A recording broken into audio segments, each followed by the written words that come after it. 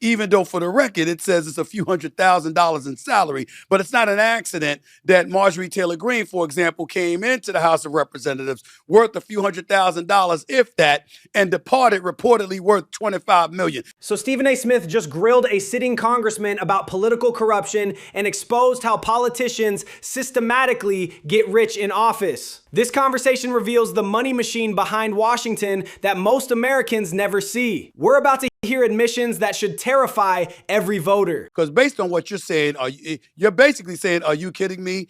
Practically everybody does it in Washington. Everybody's trying to pad their wallets. He's just doing it better than the rest. Is that what this is all reduced to as a conversation when it comes to that? Notice how the congressman's defense is literally everyone does it. He's admitting systemic corruption exists, but treating it like it's inevitable. This casual acceptance of graft explains why 70% of Americans think the system is rigged against them. So the bottom line is that we have a bunch of politicians on Capitol Hill. And what you're telling us is that the inordinate amount of individuals representing our country in the House of Representatives and in the Senate, essentially, it's a very profitable job to have. That's the smoking gun admission right there. Congressional salary is $174,000. Even over decades, that doesn't create multimillionaires. The math only works if you're leveraging your position for private gain, which should be illegal. In other words, you're saying that's normal. That's par for the course. Stephen A., get used to it. Straight shooter audience, get used to it. That's what it is. Is that what you're saying? That dismissive, get used to it attitude perfectly captures elite contempt for ordinary Americans. They're telling us corruption is just the price of doing business. While we struggle with inflation and housing costs, they helped create. You don't work for them. You represent the state of Tennessee. That's what I know. He just revealed the entire game. Politicians work with lobbyists, not for voters. That phrase, you work with them, means corporate interests write the checks and the legislation. Voters just provide Democratic cover. Representative, how much money are they talking about you raising? When they sit up there and they tell you got to raise money, how much money are we talking about? I don't know if anybody's ever asked that. I'm going to ask. How much money are we talking about?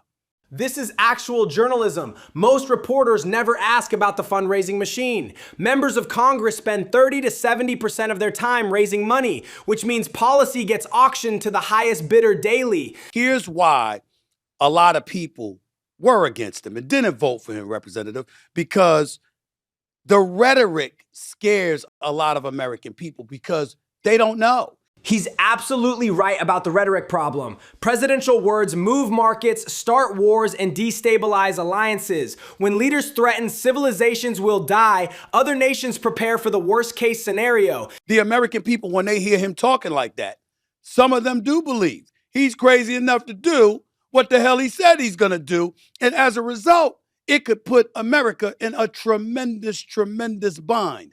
Given that Iran's supreme leader was just assassinated and we're seeing escalation in the Middle East, these weren't empty threats. The chaos he's describing has become reality, proving his point about presidential rhetoric having consequences. So to me, that level of chaos coming from the Oval Office, the absence of statesmanship, is what makes you nervous. One of the things that I do in raving about Marco Rubio is I say he's the adult in the room, because so many Trump acolytes don't seem like Trump. That observation about political cosplay is brilliant. Look at J.D. Vance's transformation from Trump critic to MAGA devotee. It's performative politics where authenticity gets sacrificed for proximity to power. I'm a centrist who leans left on certain things, leans right fiscally, but I am not down with MAGA.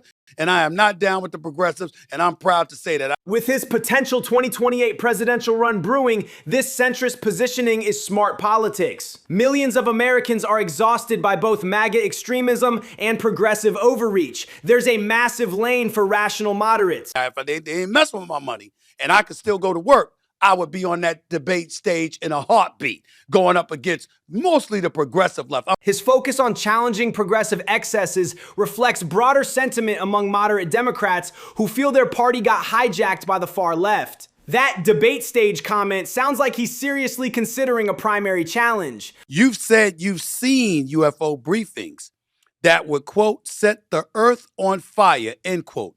And you also said publicly You're not suicidal. That's a serious statement. The not suicidal comment isn't paranoia, it's insurance. When congressmen with UFO clearances start dying in suspicious accidents, that statement becomes evidence. He's clearly seen something that terrifies him. What exactly are you being told that the American people aren't allowed to hear, sir?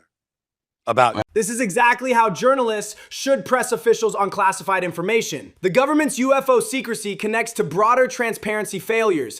If they're lying about aliens, what else are they hiding?